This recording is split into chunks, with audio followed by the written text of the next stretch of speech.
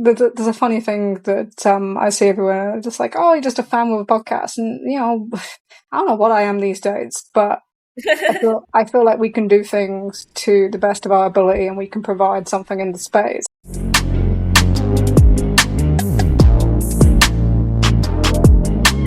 Hello, you are listening to The Commentary Booth, a podcast for the girlies and others. I'm your host, Wooster182, she, her, and joining me today are Persephone, she, her. Hi, I'm Lauren, also she, her. Hi, I'm Jane, also she, her. Hi, I'm Dee, she, they. You are listening to the second part of what will be a 3-part series with our guest, Trish Spears of the Trish and Sarah podcast.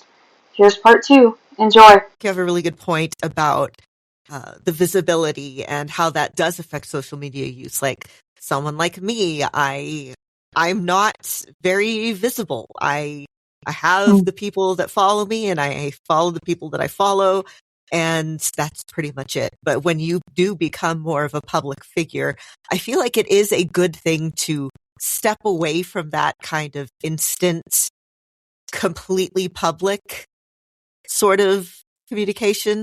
There's so many problems that we've seen even just over the last year of actors, wrestlers, musicians, whoever just getting in trouble because they just could not let like a Twitter argument go. I think it's probably better for mental health to kind of scale back on that with your when your level of popularity reaches a certain point.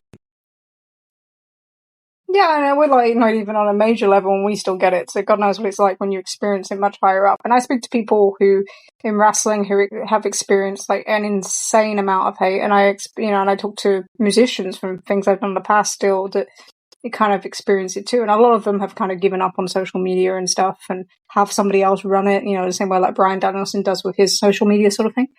And then you have people that are kind of trying to reconnect to a fan base after kind of experiencing like crazy amounts of hate, and trying to find new ways to connect that allows them to do so without having to experience that. And I guess that's a challenge, because you still want that loyalty factor, and you want that kind of relationship with your fan base if you're a wrestler, especially in this day and age. And it's kind of navigating between the two. And there's lots of people that can help you now these days for them, but yeah, it's insane. Like, just the way people are treated now is just completely insane. And like, people shouldn't need to have like a thick skin or be able to do that to be able to operate normally within like their operating environments, especially if you're like, this is definitely an issue amongst women's journalists, whether it be for women's football or sport or entertainment or whatever it is. But the vitriol level is so much more than it used to be. But yeah, it's a hard one. It's just one of those things. But yeah, it just means that I think you'll see more people scaling back and kind of being more insular in some ways, and then just trusting. I said this something else I said quite a lot, is you've just got to trust your work as well. I said this to someone else the other day. You just got to trust your work. You've got to trust what you're putting out there. You've got to believe in your work and that it stands out by itself. And then, that's what you've got to live with, really. That's what you've got to go with. And if you think it's strong enough and you think that it holds up and it offers something different from what other people are putting out, then you shouldn't have too many reasons to notice what's written about you. And sometimes it's awful, We've had some things in the last few weeks. We've been labelled with all sorts of things that are just completely untrue. But it's just like, do you reply to them? Do you say things about it? And actually, no, because if you do, then it's like everything can escalate. And like, what can you say? Like first impressions are often like what's drive things these days. That's the it's a little bit political, but that's like one of the political strategies, right? You just say as much as you can and you say it first, and people just believe that no matter what the truth is. So it's just something you have to live with. And but yeah, you just got to trust in your work. You just got to trust in your work and whatever you do. Trish, that's a pretty picture you paint about being prepared and competent and professional, but we all know that the reality is you're just a psychic. I remind to a very high level in New Japan, apparently. Yeah, but that's that thing. That's the Tim Shipman thing. You can try and dismiss someone when you don't know them. It's funny. We had some feedback, probably getting too close here, but we had lots of feedback from people in New Japan about that particular article, as well as people in AEW, actually. So, no, I'm proud of that one. I think when people look back at the story of Tanahashi's retirement, I think that will be something that I still see it getting kind of posted to people, like, oh, read this will tell you the story.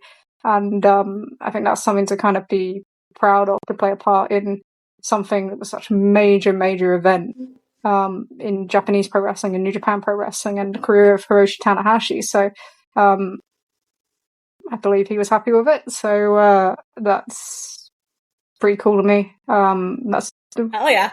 for more feedback than that, right? So and I know people in our office that were very happy with it too, and people on the other side who were mentioned in AEW were very happy with it. So in the most part, apart from one, but it is what it is.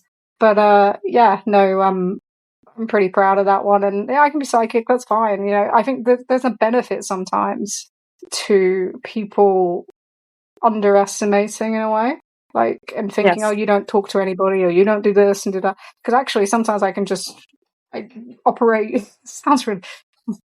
You sound like an idiot, but it sounds like I'm some kind of MI6 or something. But it's like you kind of operate under the radar, and people also have this incredible thing of who they think we talk to, which it kills me. So like when I was in Japan, someone was like, oh, you only talk to Hangman, and I was just like, I've only had one conversation with Paige ever, and that was at like a convention thing. And it's like, I've never talked to him. I don't need to, because everybody else talks about him all the fucking time. So it's Do you think that skill level, because I work in a male dominated field, I've been in automotive since I was about 25 years old, and when I came in, people thought I was like 17, which is incredibly stupid. A 17-year-old's not going to be working in an office, but whatever. I had to claw my way up into just getting people to like allow me to speak in the room without really any training, and then having to get training while I'm doing that. And what you're saying resonates with me in that the way I'm very successful at my job was I build relationships with personal relationships with people in other departments, and I'm in corporate, so in our other sister companies. And then when I need something, I know that person's going to have a certain trust level with me, that they're going to provide me what I need quickly in a way that they might not, someone else that didn't take the time to bother to build those inroads. And I will do a lot of prep work quietly to myself in order to correct mistakes I've seen, or be prepared when someone says, hey, by the way, we need something, and I've already got it done, right? Do you think that a lot of maybe skills that you learned is being women in a male-dominated field has helped prepare you for that? Yeah, so obviously I work on the railway, completely male-dominated for the last however many decades. And it's slightly different because I don't know if I felt kind of that different so much. Maybe you would have felt more 10 years ago, previous to when I joined. But you feel it when you're out and about with the public, so you deal with it differently. But I just think that it's just something that you get used to as a woman working in any male-dominated field, to be honest, that you just feel like you have to overcompensate, you have to be one step ahead. But you mentioned kind of building those kind of trust relationships, and that is the key thing when it comes to all this wrestling stuff, because everything's still very cloak and dagger, right? Everyone wants to talk about something, but they don't want to be on the record. I do have some people that will give us, it's so funny, right? I have some people that will give us they'll give us great quotes, right? Like there's people that will give us like fantastic quotes, and I'll say, can I use them? And they'll go, yeah. And these are people I have incredible trust relationships with, where if I take something to them, whether it be controversial or not, and they'll be completely honest with me, and I'm not being worked in the wrestling sense. There are other people who you kind of got to feel out, and you've got to kind of, you need to take it to them before they'll say yes or no. But you've got to build those trust relationships. And I think that, and you also have to be under the understanding that, you know, a lot of the time everybody wants something from you as well, you know? So there's a manipulation factor that you have to be very careful of, because these are people that have to advocate for themselves. These are people that have to advocate for them in their own companies and in the media, and they have to control their image the best they can, because, you know, if you don't, like, there's no one going to save you. You are your, you know, independent contractor in that sense is a thing. Like, as much as your booking's controlled by like one individual, 2 or 8 individuals, depending on which company, you have to advocate for yourself. So you do have to be careful around that as well. But it's all about building trust relationships, really. And the more you do that, whether that be not just with wrestlers as well, or people, you know, who work in the companies who aren't on the wrestling side, but also with kind of other people in media. You know, we have connections now with, I say this to Rich, but it's crazy. Like, you know, he has connection with people in Fightful. We have connection with people at Torch, with people at the Observer.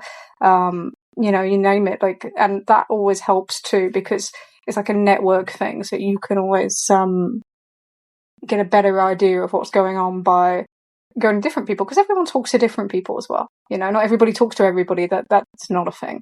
So the more kind of you can back things up and use different sources, the better. But it's just trust and building relationships and all the things that you might do in your day to day in terms of if you work in a male dominated field.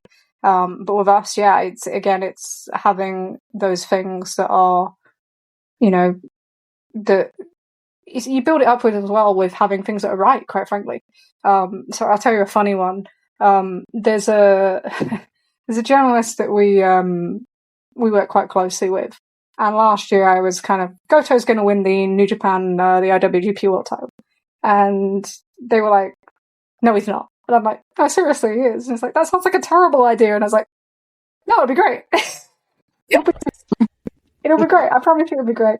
And then when that came around, it was like, oh, okay, like, you have your own sourcing in there, because nobody else had that, you know. It's the same with something like Jay White being at Tokyo Dome this year. You know, no American outlet reported that, and we'd heard that through New Japan sourcing. And so those sort of things. So you kind of have to use that to build trust as well in terms of those types of relationships. So it's a weird thing. It's been a weird thing to kind of get used to. And it's not something that I ever planned to. It's funny because I grew up around wrestlers, you know, with the AWA Academy and things. And I grew up working with wrestlers at different shows. I've done bits and pieces on it. I've been around the British independent scene for, you know, the last 2 decades in a way that I guess people forget. We're going to bring somebody on I've known for 2 decades now on Trish and Stereo, in foreseeable future, that nobody will have any idea that I probably have any connection with. It's funny, isn't it?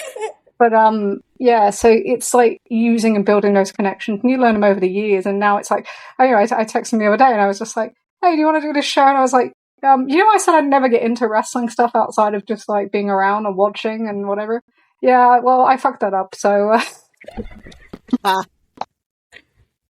you go. I don't think I would have ever guessed before, like, delving like really deep into wrestling fandom how much espionage there apparently is. But it's really remarkable for what really is theater kids in tights doing backflips. How much levels of intrigue there are. It's all it's like exactly like politics. You know, when you read something about politics and they say, you know, several sources said this, or, you know, they won't say on the record, but this, you know, I heard this about Westminster, I heard this about Washington. It's exactly the same. It literally reads sometimes like politics. That's the way I look at it. It's just like politics. I think Persephone had something to say. It might have been on the earlier topic of hate online, but I'd be really interested in hear what you wanted to say. Yeah, I was just gonna say, because I've had some experience and I've known some people who've like been in the podcasting space for a very long time, and they've consistently always told me when you're kind of going into journalism and that's like your main genre or like field of view, that's where people get the most nasty, and that's where most of the criticism comes from. Oh, yeah. Like it's like crazy comparatively to like others that I've talked to, because I used to, like, you know, volunteer at like a radio station at my school, and, you know, we had 2 different sides. One, like, I'm from Vancouver, so Nardwuar is part of that channel, so, you know, they had a big fan base that was like relatively very uncontroversial, but our much smaller like news division that did a lot of municipal politics, we got a lot of hate and a lot of negative attention. And it's just pretty crazy, like, how even if you're not that, front facing or that large of a group, you'll still get so much shit compared to, even bigger audiences. No, absolutely. It's definitely a thing, and it's something that we've had to learn to deal with. I think if I said this on a pod, but I'm keeping it because it's my thing now. But I think if Tunnel Talk get told one more time they're a pro hangman podcast, they're going to stuff someone in a conglomeration backpack. I think that drives them up the wall more than the hate, to be honest. But they're allowed. Yeah, it's definitely something that comes with the culture, and I try and speak to people who work in other fields journalistically as much as I can. I've been, I do some work around, journalism qualifications at the moment, and it's good to kind of I have a mentor, and it's like, because you want to do it properly. I don't want to just. It's like there's a funny thing that I see everywhere, just like, oh, you're just a fan of a podcast, and I don't know what I am these days, but I feel like we can do things to the best of our ability, and we can provide something in the space, and therefore the more I can hone those skills, the better. But it's also good to have those kind of conversations with people saying, how are you dealing with this? How are you dealing with that? What do you think I should do in terms of social profile? I have one that tells me I need to have a public Twitter profile again after I listened to a news agents. This is a podcast in the UK. I listened to them talk about you don't need a Twitter profile, so I privated that because I was like, I don't need to get into stupid arguments anymore. I don't need to, be arguing with eggs essentially all day. But I have someone that says you need to establish that at some point, and I'm, do I? Can I just not just use the network one? I don't know. But yeah, but it's good feedback, and I think that you have to have a circle of not protection, but you need to have people that you can lean on and to not just vent to, but just kind of get that feedback. And sometimes it can be honest as well, but also to support you when we do go through these things. And that's really, really important. And we really do have that at the network. I'm very, very grateful for the kind of support circles that we've had since we go in there. And, it's always a big thank you to like Rich and Jeremy and everyone else there for kind of bringing us across, us and Tunnel Talk at the same time and helping us part of that community, because it is a really good support network now in the environment that we're in, for sure. When I think it's really, I want to point out and give you flowers because I don't see it very often. I know you do. I'm Midwestern kid. I have the same feeling. I don't want to compliment. I totally get it. We only get excited. We only get excited emotionally if we're talking about basketball or the weather. Okay, well, we do the weather too. So yeah. So I get it, but especially in this space, there's been only a few times where I've seen a lot of noise for something that's been reported or a podcast episode, and there's only 3 times I can think of. Tunnel Talk when they interviewed the Bucks. Yes. And that was great. So good. Yes, and when your Tanahashi report, and then the get up and do it again tomorrow. People responded to all 3 of those things like wildfire, and I think a lot of that is because all 3 you can see the amount of attention and work that went into preparing for that, but it was also tied in with the emotional feeling that you had, an emotional connection to what you were putting out, right? Like the heart was behind the preparedness. And I think that's why people responded so strongly to all 3 of those things. It's kind of cool to think about. I absolutely loved the Tunnel Talk Bucks interview. That was always going to be a great place because that was the first interview they did without anybody from AEW for 3.5 years, maybe 4. Jeez. Anyway, it was the first one since all the Brawl Out stuff happened that they'd done on a public setting. I think they did Swerve's podcast. I don't really think that counts. Sorry, Swerve. doesn't count me. No, so that was such a cool thing to have on the network, and there was a lot of prep work that went around that because we knew that they were going to be incredible, right? Because we knew that their interaction with them would be great, and that all worked out perfectly. But we wanted everything to be kind of professional from the moment like that thing went up. So we had the transcript all kind of ready. We had that all edited.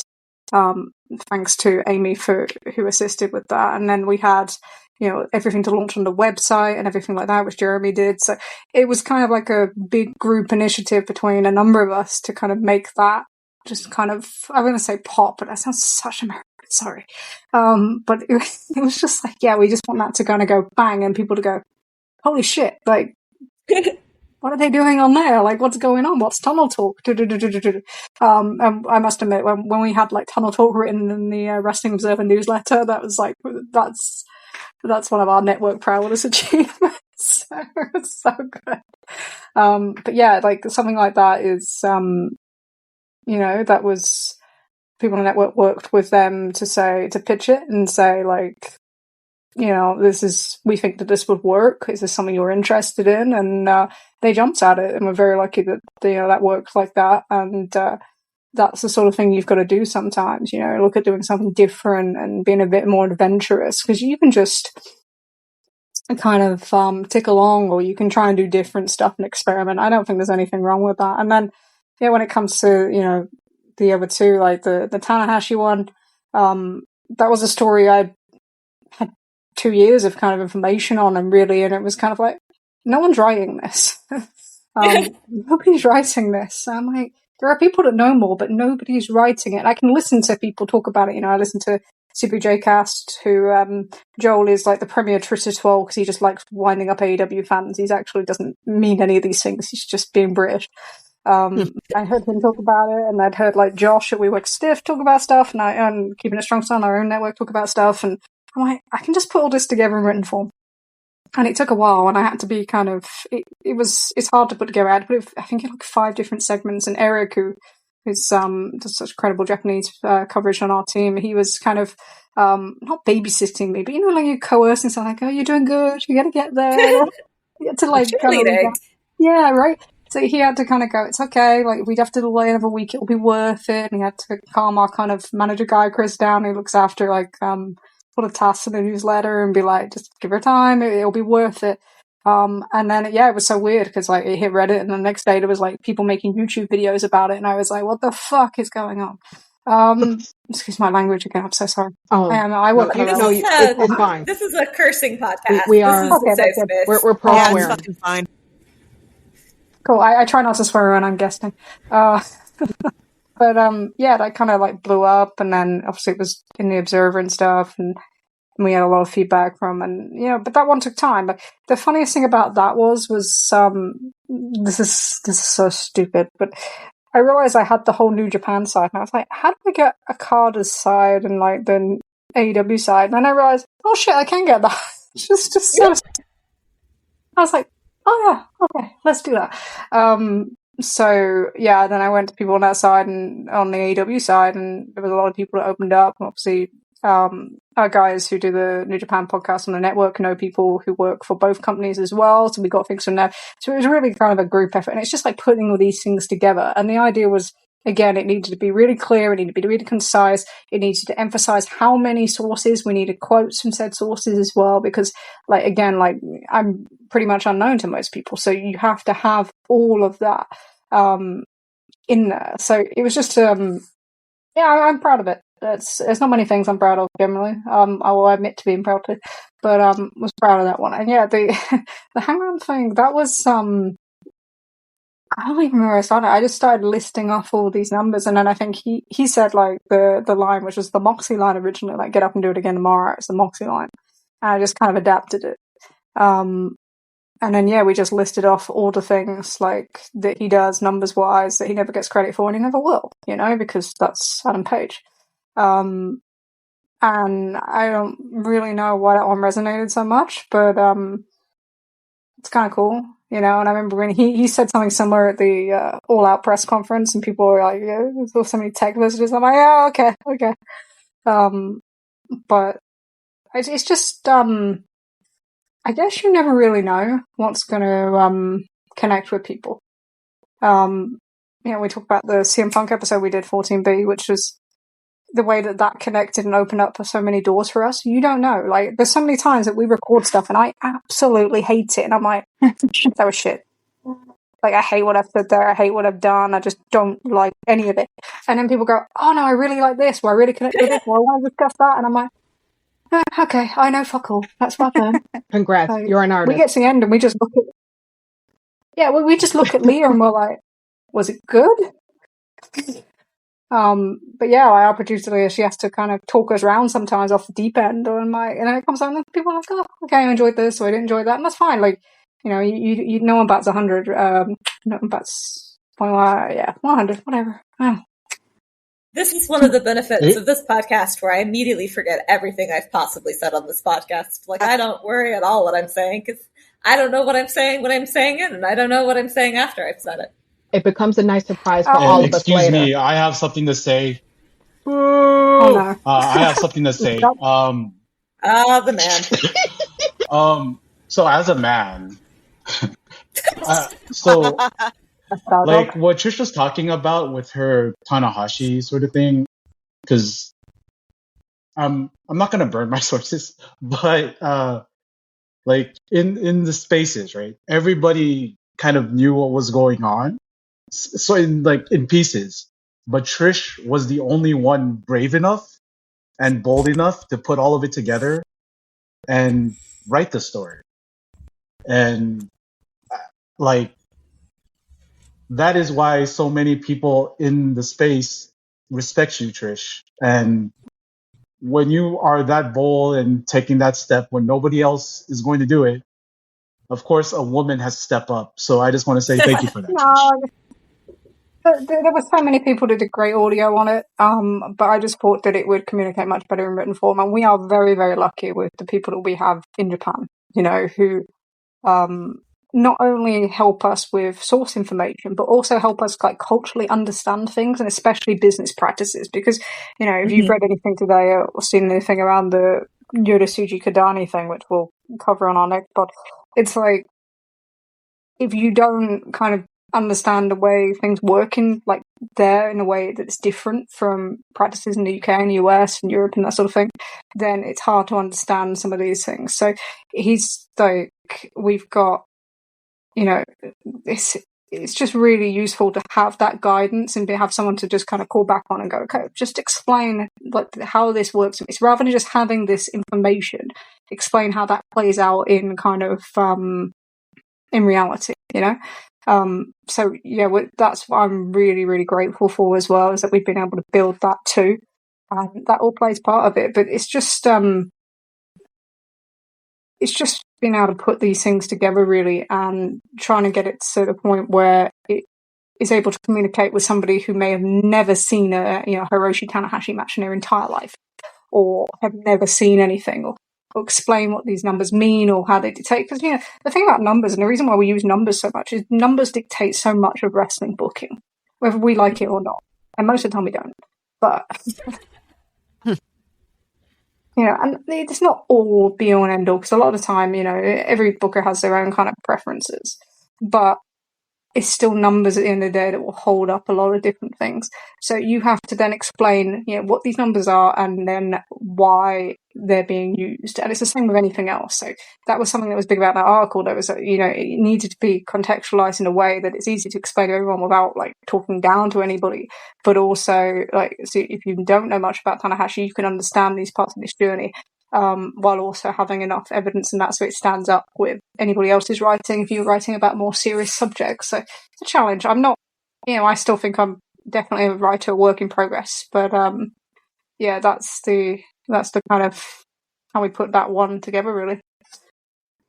What I appreciate about how you use numbers and trends, and I really appreciated it in the CM Punk episode, is you summarized everything that had happened. You gave a timeline and you contextualize those events.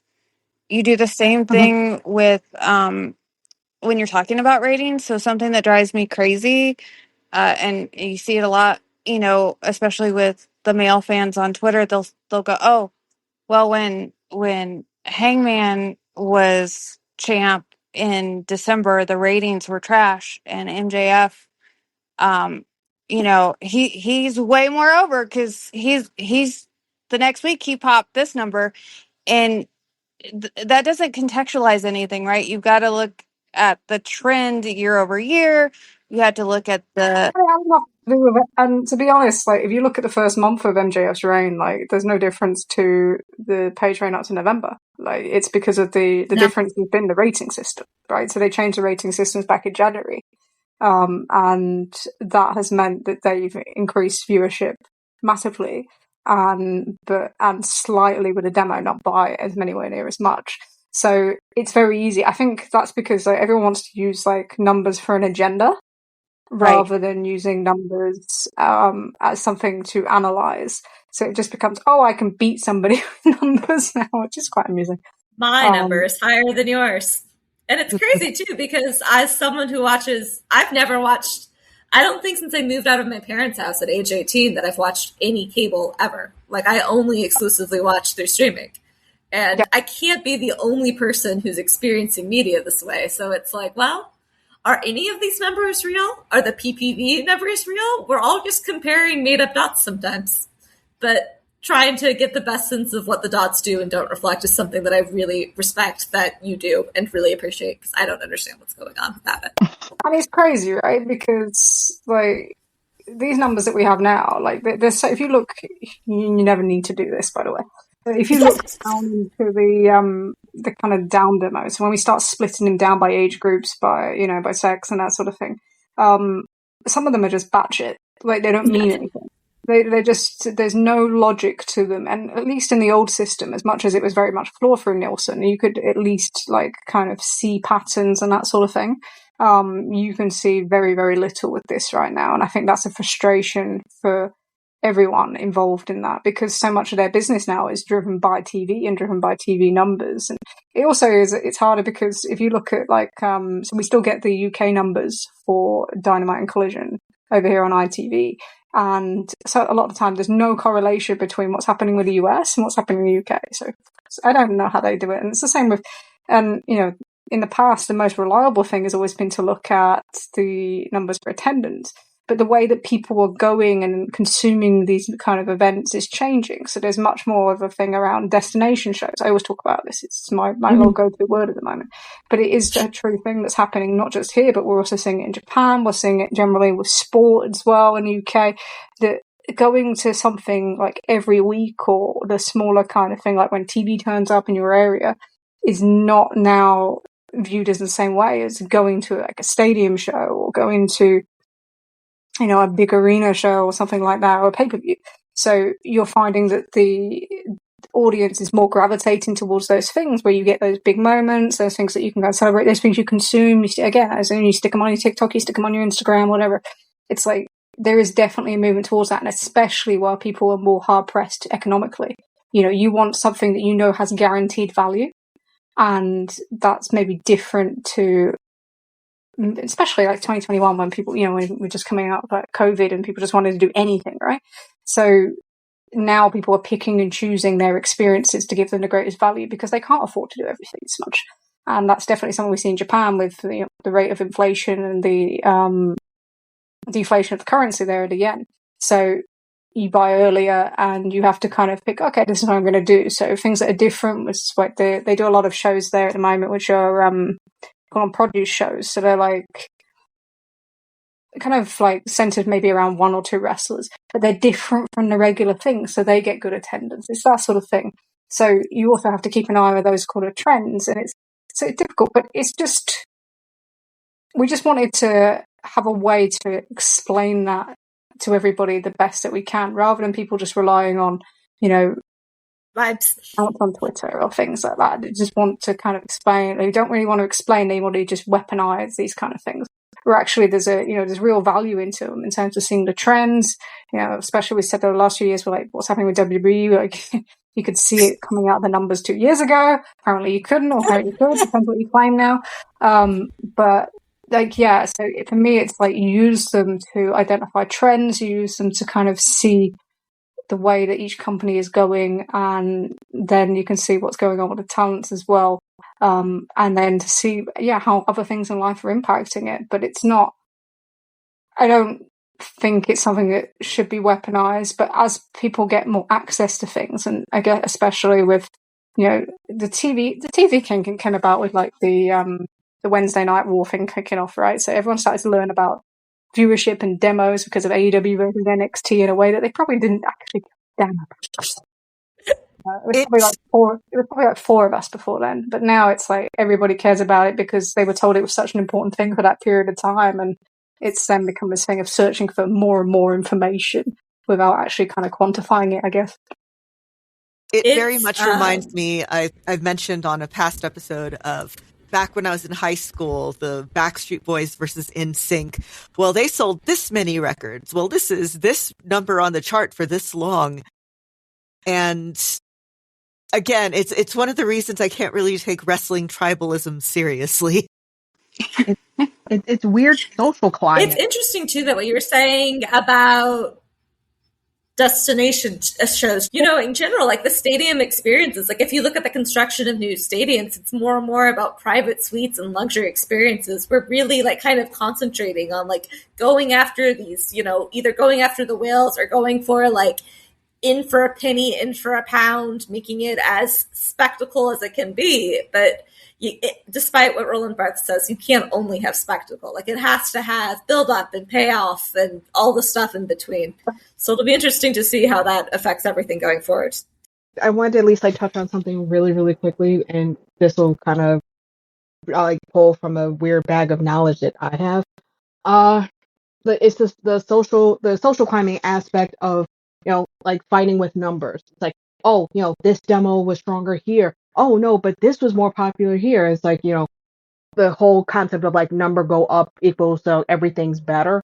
So I don't know why I immediately thought of like this one Britcom I grew up watching. Because when I mentioned this to some people, it's like, wait, how did you watch that? Like public television. I've learned so much and some things I wish I did. People arguing about numbers remind me of Hyacinth Bucket from Keeping Up Appearances. Just always, everything has to be supposedly, the best this, the best that. And when you get right down to it, no one gives a rancid fuck. That's it. It's definitely more of an American thing than it is in the UK, I think. Because it's like, I always think of it like, like if a baseball team is rubbish, right? Like by the season. So let's take the Mets, which are my team, who are rubbish this year. Like people just stop going, right? They just don't go in the summer unless it's like a promotion thing, and they just go, I don't need to go now, they're rubbish. And that's not really a thing so much here, but it's the same with that. So people like feeling, I think with this tribalistic stuff in wrestling, they want to feel like they belong to like the winning team. And we always say like it's a TV show, not a football team, but that never seems to get anywhere for us. But that's what it is. They feel like they want to be on the winning team, so they need to throw everything at it to be on the winning team. And really, you just don't need to do that. But it's become this kind of cultural kind of brand identity thing that's kind of kicked in. And I think it's the same with like people identifying in a way with politics in a way that maybe they didn't do in past decades, where they say like I'm one or the other now, or that sort of thing. So it's that feeling of wanting to belong that drives that. Which is a really weird conversation to have in numbers, really, but I do think that is why that happened. Fandom is a replacement of religion. Yeah, people do it with like video games now. Like they'll pull up like the Steam numbers and stuff to show if something's actually popular. But like these are such bad stats, right? Oh yeah, and we have such a poor understanding. Yeah, like we have such a poor understanding of how they actually play. Like and it just reminds me so much of like the numbers game, which nobody really who doesn't study it actually knows it. It will never go away now. It will never go away.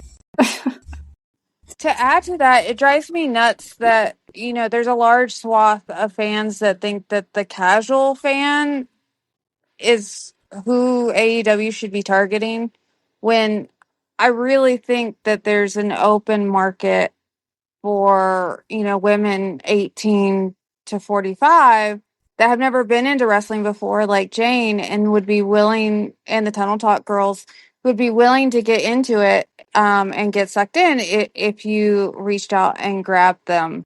Yeah, I think that, we pushed on about this as well, and we've seen a little bit more with like when they did the Twitch thing this week. But I think that for AEW in particular, one of their kind of things they've not monopolized in a way that we thought they should have is using other mediums, right? So they've very much kind of been based on Twitter since their inception, which is one way of communicating, isn't all, and YouTube, which they definitely get a fan base from, but that has become more difficult as the algorithms have become more kind of set to your content that you already watch. It's not allowing you to watch as many kind of new things as you possibly once would. So you then need to use other mediums. So you need to engage more with something like Instagram, with TikTok, with Snapchat, or with Twitch as they are this week, or anything like that. So you have to basically go to where people consume their content now, rather than waiting for people to come to you like they would have done in the past. So, and that's the same with like local media as well. You need to you may not see much results from it straight away, but you need to put more effort in that, because it's like visibility, because, we now live in an age where people see what they see. And it's not like, showing my age here now, but when we had like 4 channels in the UK on linear television, and cable was just kind of a real new thing. Like everybody watched the same thing, on a Saturday night, you knew the same 5 shows that were on. Or you watch the 10 o'clock news, 6 p.m. news, but mainly 10 o'clock news. So you would consume similar content. So if you were able to get something on one of those shows, then, you would have that visibility everywhere. That doesn't exist anymore. We all consume everything different. You turn on whatever app that you watch everything on. You turn on whatever else, you go into your kind of, as mentioned earlier, as things like Discord, like your closed spaces in a way, where you talk to people that are like-minded to what you are, or enjoy the same things that you are. So it's much more closed in the way that we consume content now to how we did before, even though there's hundreds of more options on how to do so. So you have to find different ways of engaging in these sort of things. And that's why I was talking about secondary engagement, when wrestlers do it and that sort of thing, when they involve things like, even like Tumblr and that sort of thing, because it's like, that is the way that you are going to create new fans now, and you're going to keep those fans now. It's not so much, we need to stick everybody on, this talk show on Friday night, or Jimmy Fallon or whatever. It's like, that's not going to engage in the same way, and especially with younger demographics, in the way that it would have done 20, 30 years ago. So yeah, you have to go to them. They have to come to you, essentially. These companies have to come to you, and I think that's something that they've struggled with in terms of doing so outside. I mean, a lot of the wrestlers do it themselves, but in terms of the promotion, and I feel like it's an easy option, because at the end of the day, like I always think about this, it's like, once you get somebody into those arenas or into that stadium, and they feel everything, and they feel the emotion, and they connect to those characters, and they start like engaging with it outside of the shows, then you've got them. But it's getting them to that point, and that's where that's where things have changed quite a lot over the last decade, for sure. So I went to a women's soccer game this past weekend. I'm going to forgive you for saying soccer. Yeah, sorry. It's all right, no, you're okay. Yeah, Denver Summit. Cool. I'm not the hugest fan of just soccer. I tried to play it as a kid. I was very bad at it. I mostly just wandered around and hunted grasshoppers.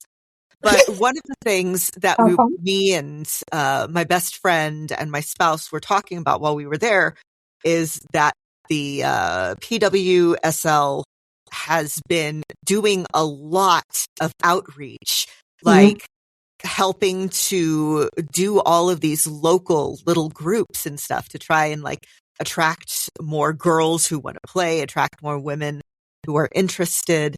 Yep. And this is, kind of a necessary thing to grow the sport, because it's not just, people, we watched the World Cup and we had fun, but we can't figure out any way to do all of this. And I think that what you were saying about outreach to fans, that is something that in some ways I have seen AEW do very well. Like, I know there's a lot of discourse still about, the Costco guys and them streaming on Twitch and things like that. But I think the thing is, this is kind of how you want to reach a younger audience. You want to show people doing a thing or having fun or hanging out and talking about what they do. And you also want to make it accessible. I think that them putting matches on YouTube is very good for that, because this is a way to send it to a friend and be like, hey, if you liked this thing I sent you, try watching this. But when it comes to actual like outreach, there's a lot to be said about heels. Everything seems to be coming to a boil this week. But one of the things that they did very well there, I think, was the street teams and having people talk to people as they entered at the shows and show the, video package that they had made, things like that. Because again, you're saying this is an inviting space. We want you here. We want to kind of surround you with love in hopefully a not culty way, and, give you this environment, this community.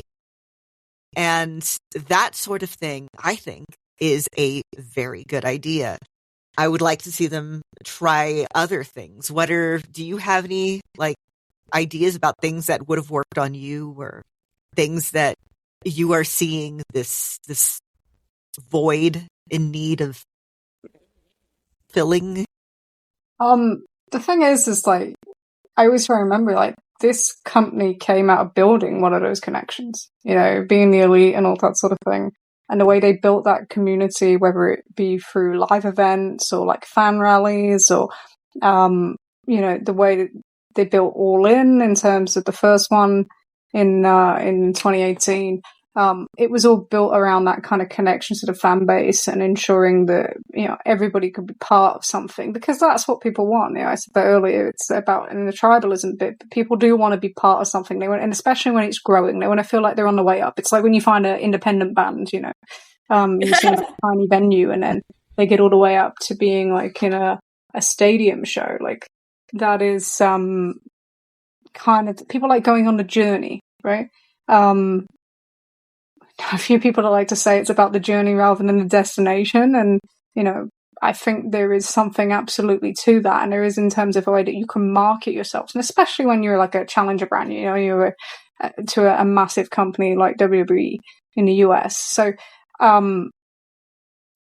it's just okay for me in a way. It's not always about finding new things. And obviously we talked about engaging with new mediums, but it's also about reminding, yourself of where you came from.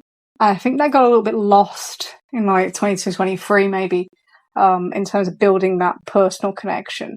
And then it's really about making your your big events special. So when people do spend those kind of big money to come out to these big stadium shows, how you then have the open engagement between wrestling fans. And I thought last year with All In was a perfect example of that. I think that was the optimum of what you want for those sort of events, because people were able to connect to the wrestlers. There was lots of meet and greets. They did a karaoke thing. It was an after party thing, which wasn't thank God, the after parties we used to have in the UK. But it's it was just a nice, friendly environment where people could connect to being fans with each other. And then if they wanted to meet, whoever they wanted to meet, they got those experiences too. And that's kind of your optimum. That's what you're looking for. And it's about how you can kind of bring that into your everyday settings. They used to do meet and greets before every show. That stopped happening when they I miss those. I miss those. Yeah, so much they had a different staffing challenges. When Collision came on board, all of a sudden you had staff that needed to cover 2 shows, and there wasn't the kind of recruitment straight away of a second show worth of people. So all of a sudden, people that may have been in those roles weren't able to do it because they needed to pick up other duties, but then kind of didn't go back to it. And I think those sort of things, that they help, because price is a big factor, but it's not always a deciding factor. Sometimes it's what kind of experience will I get? What makes me, especially this is a challenger brand thing. You have to do more than the top brands. It's how it is. You have to do more. You have to have more to kind of engage people with, because unfortunately, we live in a world where people go, "Oh, wrestling, it's WWE," right? Yeah, very much so. Oh yeah. Yep. Absolutely. So in order to kind of counter that, you need to have something else in your experience. And that's what makes people go back, because, this is something that said in women's football quite a lot is brought up is like, it's easy to get people to go once, it's much harder to get them to go twice. So what is it about that experience that they enjoyed that much that makes it so different from what they would get if they just went to WWE that will get you to come back? And a lot of that is fan elements to me.